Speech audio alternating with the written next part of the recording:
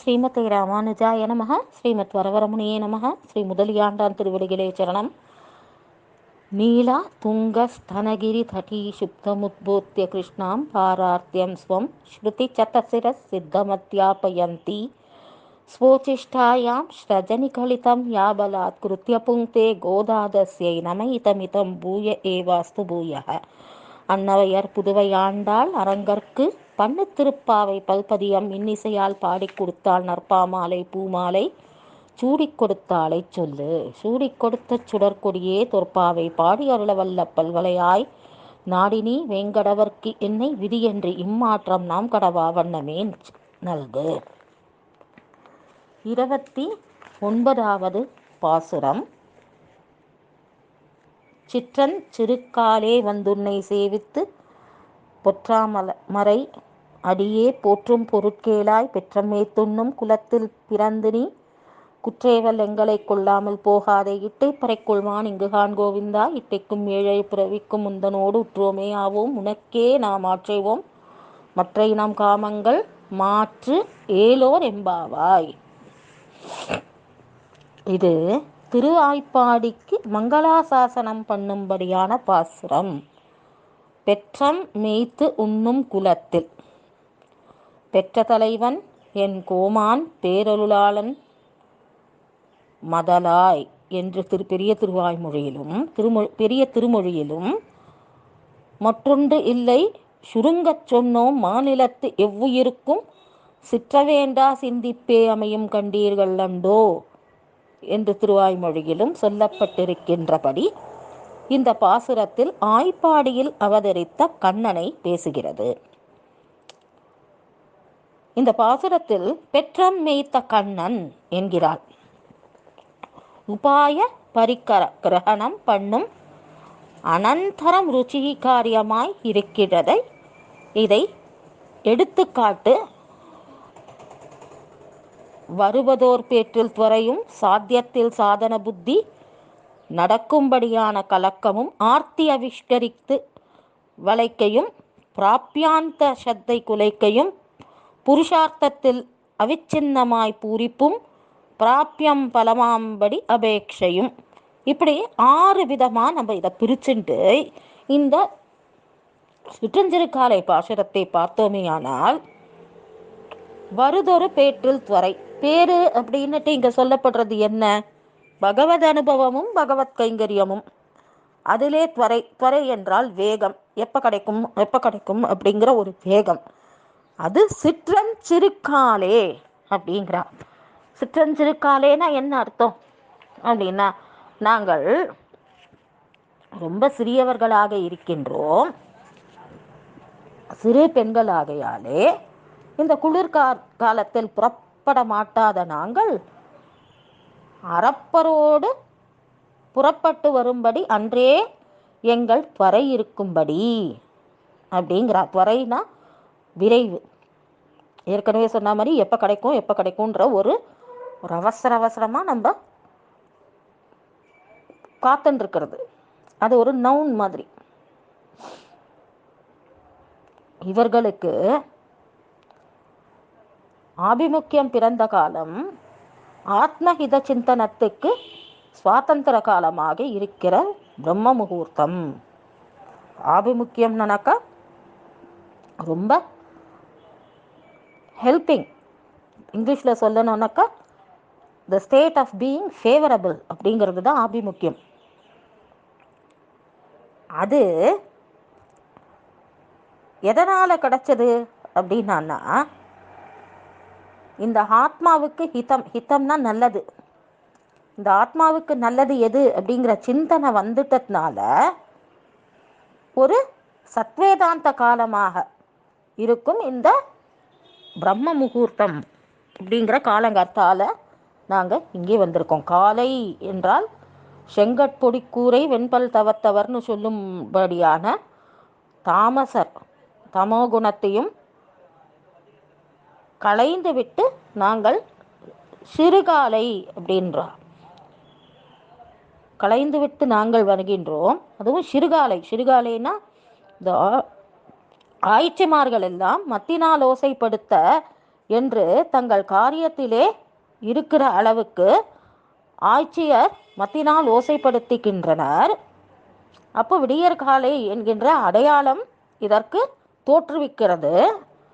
இந்த ராத்திரி கழிந்து பகல் வருவதற்கு முன்பாக ஒரு நடுவாந்தர காலமாக இருக்கிறது. அஞ்ஞான தசை குலைந்து, அஞ்ஞானம் என்கின்ற எங்களுக்கு அந்த அஞ்ஞானம்ன்றது குலைந்து எங்களுக்கு பெருமாள் தான் பிராப்தி, அவனை தான் அடங்க வேண்டும் என்கின்ற திசை வந்ததுக்கப்புறம் ஞானத்தை நாங்கள் பெற்றுவிட்ட பின்பாடு இந்த யோகிகள் எல்லாரும் உணர்கின்றார்கள் அல்லவா, அது போல உணர்ந்து அதனாலேயே நாங்கள் ரொம்பவும் சீக்கிரம் வந்துட்டோம். அதுதான் சிற்றஞ்சிறுக்காலை. அதுவும் எப்படி அப்படின்னா, போற்றும் பொருள் யாதுனாக்கா சாத்தியத்திலே சாதன புத்தி நடக்கும்படியான கலக்கமும் அப்படின்னு முன்ன சொன்னோம் இல்லையா. சாத்தியத்திலே சாதன புத்தி, சாத்தியம்ன்றது என்னது, நமக்கு கிடைக்கக்கூடியதான ஒரு பொருள். சாதனம்ன்றது என்ன, அது இப்போ ஒரு ஊருக்கு இங்கேருந்து ஒரு இடத்துக்கு போகணும்னா நடந்து போகலாம், இல்லைனாக்கா இப்போ இருக்கிற காலகட்டத்தில் பைக்லேயோ கார்லேயோ ஏதோ ஒரு வாகனத்தில் போகிறோம். அப்போது அந்த வாகனம்ன்றது ஒரு சாதனம் இல்லையா, நமக்கு இங்கேருந்து அங்கே கூட்டுன்னு போகிறதுக்கு உண்டான ஒரு உதவி புரியும் ஒரு பொருள். நம்ம பெருமாளை அடையிறதுக்கு என்ன உதவி புரியறதோ அதில் நம்ம புத்தி போனதுனால் அதுதான் போற்றும் பொருள் கேளாய். போற்றக்கூடிய பொருள் யாது, பெருமாள். எப்படி போற்ற போகிறோம் அப்படின்னா, எப்படி போற்றுறோம் அப்படிங்கிறத இங்கே பார்க்குறோம். இங்கே முமுட்சுக்கள்ன்றது மோட்சத்தில் இச்சை எடுக்கிறவர்கள்.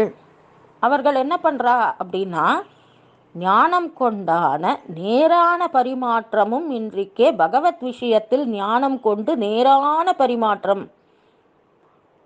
ஞானம் உட்கொண்டதனால் முமுட்சுவாகிறார்கள், மோட்சத்தில் இச்சையுடையவர்கள் ஆகிறார்கள்.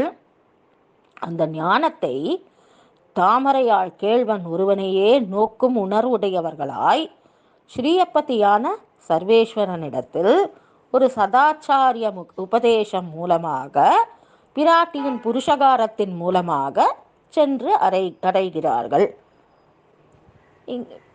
சிற்றஞ்சிறுக்காலே வந்துன்றால, இந்த சிற்றஞ்சிறுக்காலே வந்த வருத்தம் அடைய வேண்டாம்படி ஸ்வரூபத்தை உணராது இருக்கின்றவர்களும் ஸ்வரூபத்தை உணர்ந்ததனால் அந்த உணர்ந்ததன் பலனாக எதையோ ஒன்றை பற்றி கொண்டு இவர்கள் வருகிறார்கள். அடையா உன் பொற்றாமலரடியே உன் அப்படின்னுட்டு எதையோ ஒன்றை பற்றி கொண்டு, எதை பற்றி கொண்டு இருக்கிறார்கள்னா உன்னடியே, போற்றுகின்ற உன்னுடைய அடியேர் அடிக்கு, அடியேனுக்கு அடியிலே பிராப்தி, அடியேன் அப்படின்னுட்டு நம்ம சொல்லப்படுற நமக்கு அந்த திருவடிதான் பிராப்தி. பிராப்தினா அடைய வேண்டிய விஷயமாக இருக்கிறது. உன் பொன்னடி, பொற்றாமரை மலரடியேனா முதல்ல உன் அடின்னு எடுத்துட்டு பொற்றாமரை, பொற்றாமரைனா பொன்னாலான தாமரை, அப்போ பொன்னடி. பொதுவாக இருக்கக்கூடிய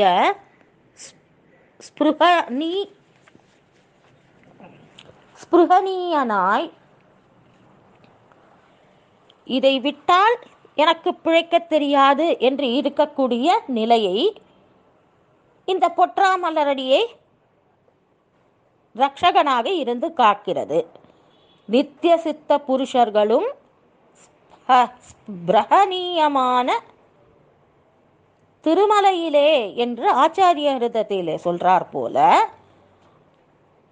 எங்களுக்கு ரொம்பவும் விருப்பமான, ஸ்பிருகனீய அப்படின்னா விருப்பமான, எது விருப்பமானதா இருக்கு, நம்ம ஏற்கனவே முமுட்சுக்கள் ஆயிட்டோம், பெருமாள் தான் வேணும்னுட்டு நினைக்கிறோம்.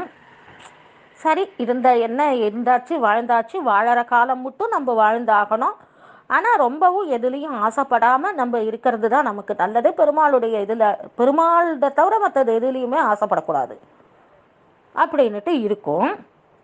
அப்பேற்பட்டவர்களுக்கு விருப்பமாக இருக்கக்கூடியது என்னன்னா அவனுடைய திருவடி. அதுதான் சாதனம்.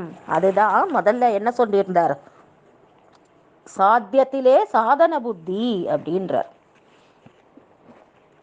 அதனுடைய பொருள் என்னன்னா பிரயோஜனம் என்ன. இப்போ நாங்கள் வந்ததோடைய பொருள் என்னன்னு கேட்குறியா அப்படின்னா, அத்தியாபயந்தி என்று ஓதுவிக்க இழித்தவனாகையாலே ஸ்ருயதாம் என்று கேட்கிப்பிக்க வேண்டும். உனக்கு எல்லா விதங்களிலும் கைங்கரியம் பண்ணுகின்ற பொழுது பிராட்டியோடே நாங்கள் சேர்ந்து கைங்கரியம் பண்ணுகின்ற பேற்றை எங்களுக்கு கொடுக்க வேண்டும் என்று கேட்கின்றாய். அதுவும் இன்னும் உண்ணும் குலத்தில் பெற்றம் மேய்த்து உண்ணும் குலத்தில். நாங்கள் எப்படி ஏற்பட்ட குலத்தில் பிறந்திருக்கோம்னா, நீ இங்கு எதற்காக வந்து பிறந்தாய், யாருக்காக வந்து பிறந்தாய் அப்படின்னு கேட்டான்னா, பசுமேய்க்க வந்து வயிறு வளர்க்க வந்தோம் அப்படின்னுட்டு எங்களோட குலத்தை பற்றி நாங்கள் சொல்கிறோம். ஆனால் நீ எதற்காக இங்கு வந்து பிறந்தாய், இந்த பசுவை மேய்க்கிறதுக்கும் எங்களோட வயிறு வளர்க்கறதுக்கும் நாங்கள் பிறந்திருக்கோம் இல்லையா, இந்த குலத்தில் நீ வந்து பிறந்திருக்கியே, நீ எதற்காக வந்து பிறந்தாய்னா, எங்களை இந்த மாதிரி குலத்தில் இருக்கக்கூடிய எங்களை எல்லாம் ரக்ஷகணம் பண்ணணுன்றதுக்காக தான் வந்து பிறந்திருக்கேன். ஏன் ஞானியா பிறந்திருக்கலாம், இல்லை பெரிய உயர்ந்த ஜாதியிலே பிறந்திருக்கலாம், பெரிய கனவானா பிறந்திருக்கலாம். அப்படி எதுவாயும் பிறக்காமல் மாடு மேய்ச்சிண்டு பாலை கறந்துண்டு தயிர் வித்துண்டு இருக்கக்கூடிய இந்த குலத்தில் பிறந்ததன் அர்த்தம் என்ன அப்படின்னா, எங்களுக்கு ஞானம் கிடையாது, மாடு மேய்ப்பதை தொழிலாக கொண்டு இதனால் கிடைக்கக்கூடிய பணத்திலே எங்கள் வயிற்றை வளர்த்து கொண்டிருக்கின்ற எங்களுக்கு வேற ஏதாவது ஒரு ஞானம் இருக்குமா? வேற ஏதாவது ஒரு பெரிய பிராமண குலத்திலேயோ வேற ஏதாவது ஒரு குலத்திலேயோ பிறந்திருந்தா அந்த குலத்தில் பிறந்ததுனால 4 பேர் சொல்றத கேட்ட ஞானமாவது வந்திருக்கும். அந்த ஞானம் கூட கிடையாது.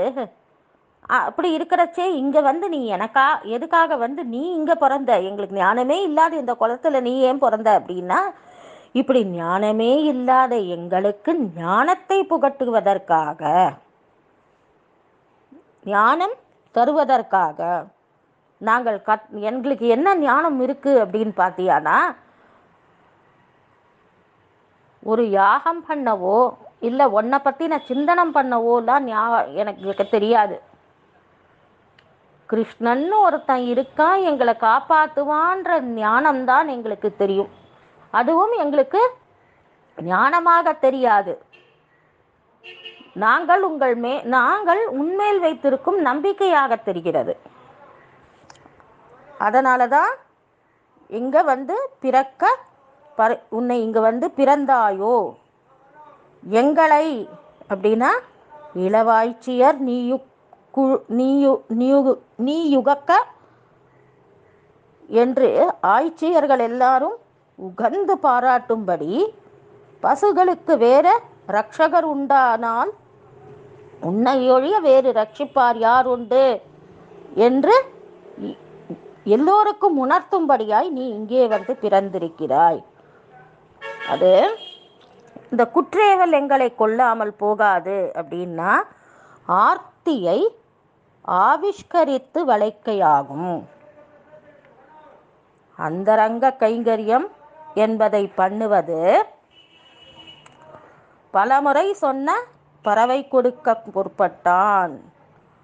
பறையை கொள்வான் என்றால், பறை என்பது என்ன அப்படின்னா அந்தரங்க கைங்கரியம்.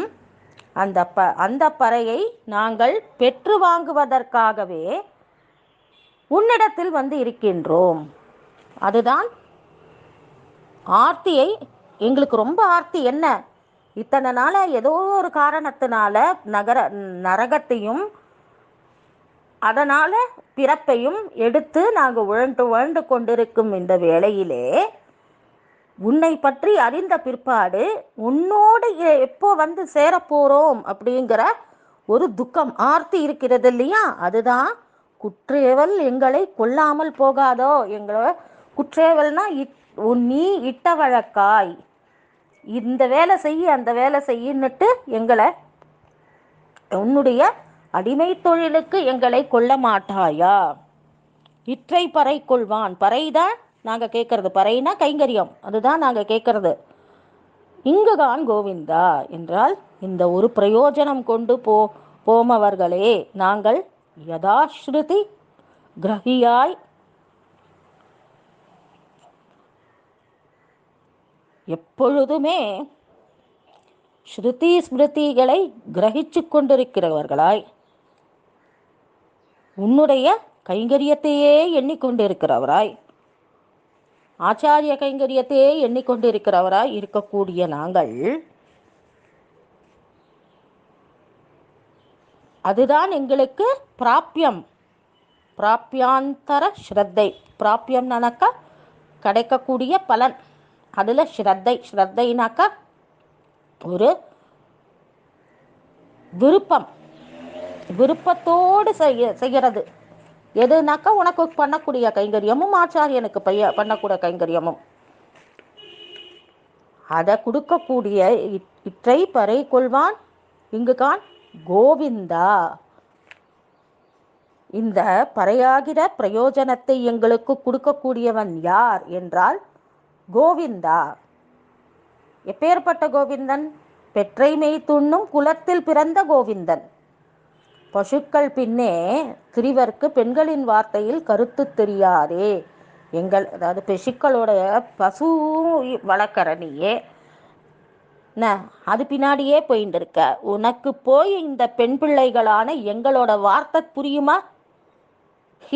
உனக்கு இதெல்லாம் புரிஞ்சுடுத்துனா அப்புறம் என்னடா கிருஷ்ணா அப்படிங்கிறதான ஒரு வாக்கியம்.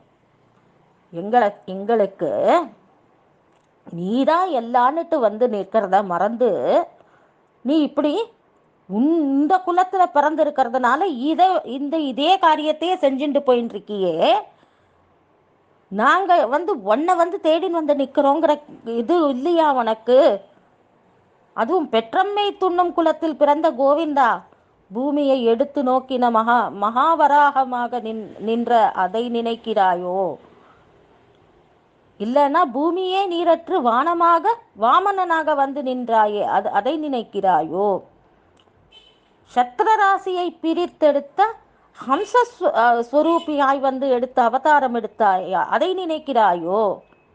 அத்தை பிரகாசிப்பித்த ஹயக்ரீவனாய் நிற்கின்றாயே அதை நினைக்கிறாயோ? ஆதித்ய அந்தர்வத்தியாக நிற்கின்றாயே அதை நினைக்கின்றாயோ? இல்லை என்றால் அறிவில்லாத பசுக்களை நிர்வாகம் செய்து கொண்டிருக்கின்ற ஆயனாய சிறுமையாக இருக்கின்றாயோ அதை நினைக்கின்றாயோ? சரி, இதுவும் இல்லை என்றால் பரவியூகாதிகளையும் யாதக வம்சத்தையும் விட்டு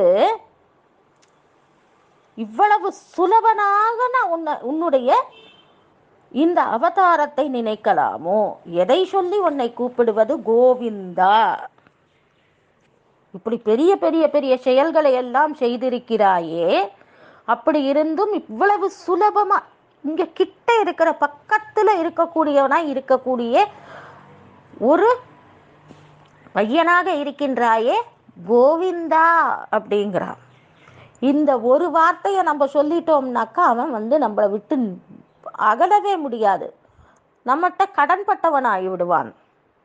எற்றைக்கும் ஏழேழு பிறவிக்கும் இற்றை பறை கொள்வான் இங்குகான் கோவிந்தா. எற்றைக்கும் ஏழேழு பிறவிக்கும் என்ன ஏழேழு பிறவிக்கும் நமக்கு என்ன வேணும்? புருஷார்த்தத்திலே அவிச்சின்னமான பூரிப்பு.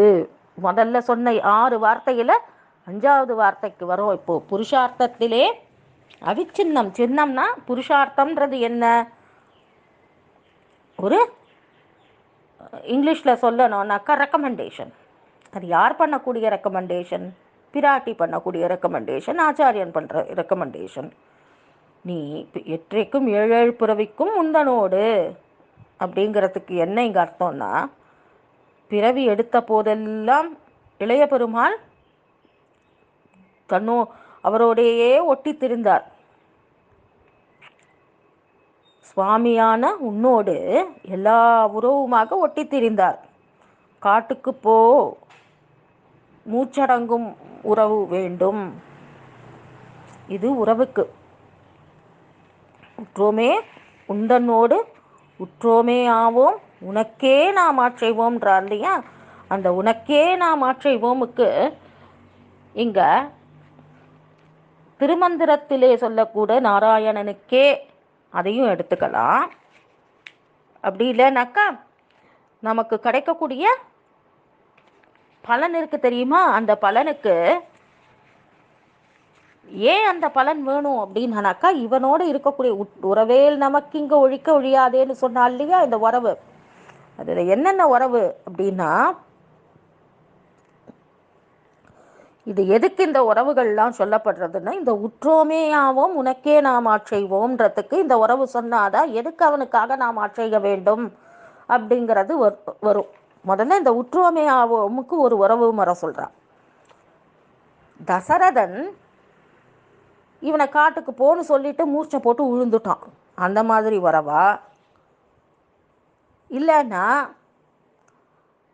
மதுராவில் பிறந்துட்டு இவன் பிருந்தாவனில் வளர்ந்தானே, அசலூரில் வளர போக பூண்டும் புலம்பும் உறவு வேண்டும். தேவகி பெத்தெடுத்துட்டு யசோதை கிட்ட கொடுத்துட்டு தேவகி அவனுக்கு ஒன்றும் ஹானி வந்து விடக்கூடாதே என்று புலம்பிக் கொண்டிருந்தாள் தேவகியும் வசுதேவனும். அது மாதிரியா? பாம்பின் வாயிலே விழுந்தாய் என்றால் பிணம்படும்படியான உறவு வேண்டும். கிழித்த பிழைகளை காப்படு உறவு வேண்டும். எங்கள் வீட்டில் இட்ட ஆசனத்தில் ஊன்றி பார்க்கும் உறவு வேண்டும். இது எல்லாமே கிருஷ்ணர் அவதாரத்தில் எடுத்த திருஷ்டாந்தங்கள். இதில் இவன் நர்த்தனம் ஆட போகும் பொழுது மூர்ச்சையாயே விழுந்துட்டான் யசோதை. ஐயோ, பாம்பு கிட்ட போய் காளிங்கன் கிட்ட போயிட்டு இவன் சட்டை போட போறானா, என்ன இதுன்னு தமான்னு விழுந்துட்டான். எங்கள் வீட்டில் இட்ட ஆசனத்தை ஊன்றி பார்க்கும் உறவு வேண்டும்னா, துரியோதனாதிகளிடத்திலே ஆசனத்தை போட்ட உடனே அது அழுத்தி பார்த்தான் இல்லையா? அந்த மாதிரியான ஒரு திருஷ்டாந்தம் இங்கே எடுத்து காட்டப்படுகிறது. இப்படி தன்னுடைய உறவுகளுக்காக, யாருக்காக இதை பண்ணா? அந்த பாண்டவர்களுக்காக துரியோதனனிடத்தில் போய் இவனுக்கு வேண்டவே வேண்டாத வேலை இருந்தாலும் தன்னை ஆசிரியத்ததன் பலனாக அவர்களுக்கு இவன் பண்ணி கொடுத்தான் அப்படின்னு சொல்லணுமா? இல்லை, கோவிந்தா என்பதற்காக பண்ணி கொடுத்தான். அப்போ உனக்கே இந்த உறவுகளுக்கால் இந்த மாதிரியான உறவு வேண்டி இப்படியெல்லாம் பண்ணி கொடுத்தியே, இவாளெல்லாம் உனக்காக இப்படியெல்லாம் மயக்கம் போட்டு விழுந்தாலே, இப்படியெல்லாம் பண்ணாலே, உனக்காக அழன்று புலம்பி எல்லாம் பண்ணினாலே, அவளுக்காக நீ ஒரு காரியம் பண்ணியே, அது எங்களுக்கு வேண்டுவதற்காக, அந்த உறவின் பலம் பெற வேண்டும் என்பதற்காக, அந்த பிராப்தி பலமான பிராப்தி அப்படிங்கிறதுக்கு பழம்னா பழம், அந்த பழத்தை கைங்கரியம் என்கின்ற பழத்தை நாங்கள் வாங்குவதற்காக உனக்கும் எங்களுக்கும் இருக்கின்ற அந்த உறவு இருக்கு தெரியுமா? அதை நீ தள்ளிவிட்டா கூட முறிக்கவே முடியாத உறவு.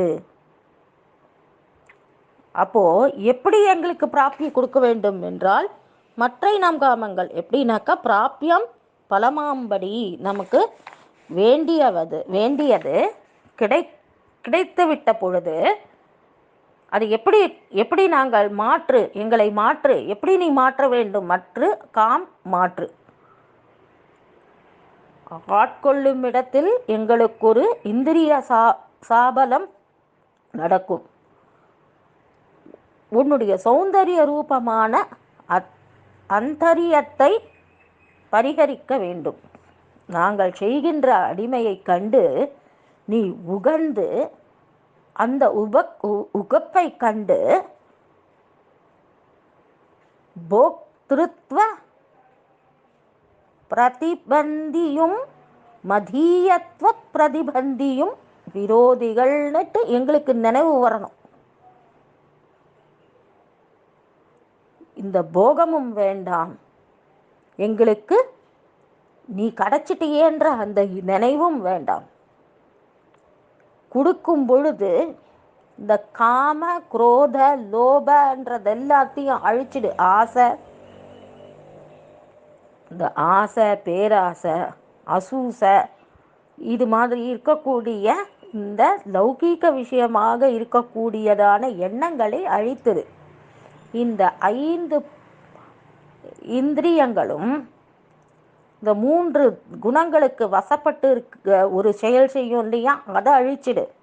இந்த பஞ்சபூதங்களுக்கு ஆட்படுத்திண்டு ஞானேந்திரியங்கள் கர்மேந்திரியங்கள்னு எல்லாமா சேர்ந்து எங்களை போட்டு மிதித்து மமக்காரத்தையும் அகங்காரத்தையும் தலை தூக்கி நிற்க வைக்கிறதோ இல்லையா, அதையும் அழித்திடு. மற்றை நம் காமங்கள் மாற்று. நம் காமங்கள் மாற்று. இந்த மாதிரி இருக்கக்கூடிய விரோதிகளை நிரதர்சனம் பண்ணு. கோவிந்தா, உனக்கு அகாரார்த்தம் கோவிந்தான்றது உனக்கே அப்படிங்கிறது அவனுடைய அகாரார்த்தத்துக்கே, இந்த கோவிந்தனுக்கே. நாம் அப்படிங்கிறது யாரு? இந்த திருமந்திரத்தில் இருக்கக்கூடிய அ அப்படிங்கிற வாக்கியம் கோவிந்தா, ம அப்படிங்கிற வாக்கியம் நாம ஜீவராசிகள், நாம், அதுதான் உனக்கே நாம். இப்போ இங்க சொல்லியிருக்க இன்னொரு இது சொல்லியிருக்கா, இந்த கோவிந்தா உனக்கே நாம் அப்படிங்கிறதுனால அவ பிரணவத்தை சொல்லியிருக்கா. அப்புறமா உந்தனோடு உற்றோமேயாவும் உனக்கே, உனக்கும் 7 பிறவிக்கும் மற்ற நம் காமங்கள்னுட்டு வரது இல்லையா, அதில் திருமந்திரத்தையே சொல்லியிருக்கா.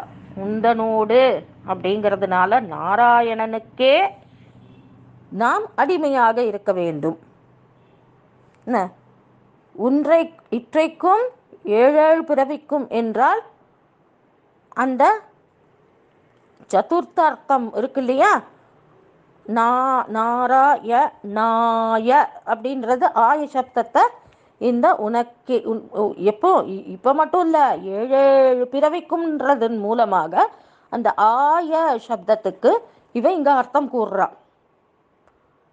இப்போ மற்ற நம் காமங்கள் மாற்றுன்றது நம சப்தத்துக்கு.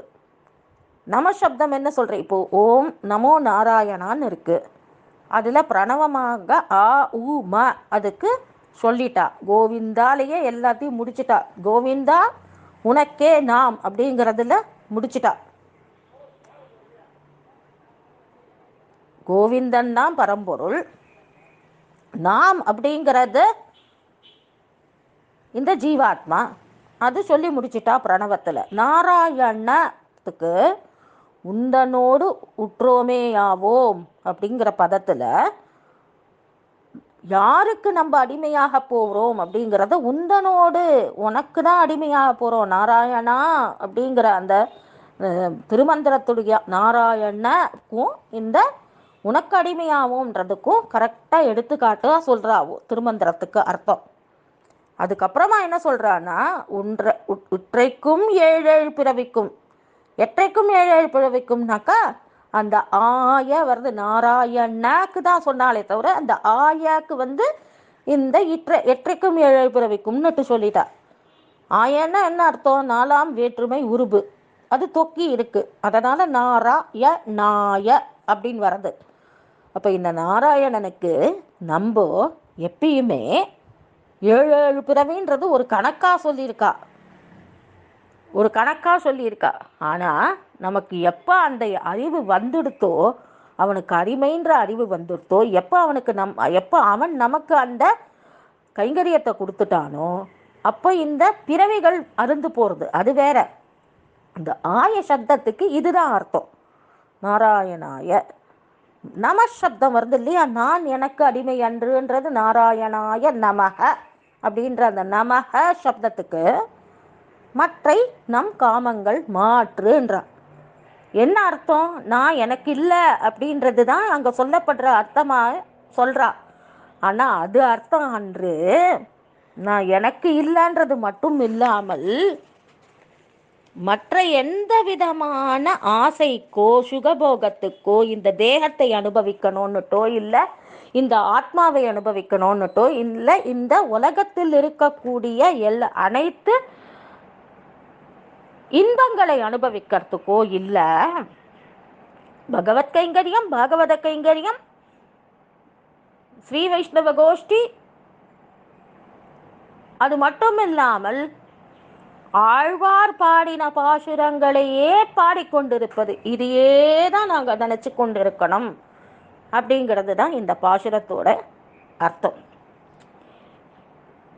இது இந்த பாசுரம் சிற்றஞ்சிறுக்காலே வங்கக்கடல் கடைந்து அதுக்கு முன்னாடி நாயகனாய் நின்று சிற்றஞ்சிறுக்காலே வங்கக்கடல் கடைந்து, இது 3 பாசுரமும் நம்ம நித்தியப்படி திருவாராதனத்தில் சேர்த்து கொள்ளக்கூடிய பாசுரம்.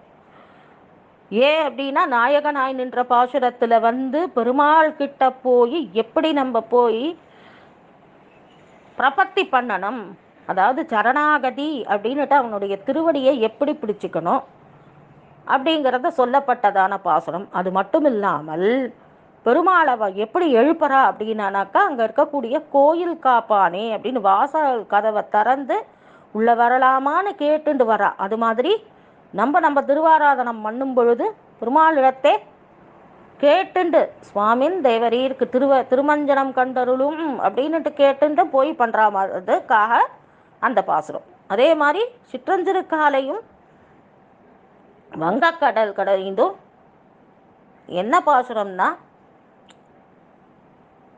பெருமாளிடத்திலே நாம் கைங்கரியத்தை வேண்டி திருமந்திரத்துக்கும் சரமஸ்லோகத்துக்கும் துவயத்துக்கும் உண்டான அத்தனை அர்த்தங்களையும் எப்படி இந்த பாசுரங்களில் இருக்கக்கூடிய இந்த அர்த்தங்கள் திருமந்திரம் துவயம் சரமஸ்லோக அர்த்தங்களை விரிவாக சொல்லுகிறது.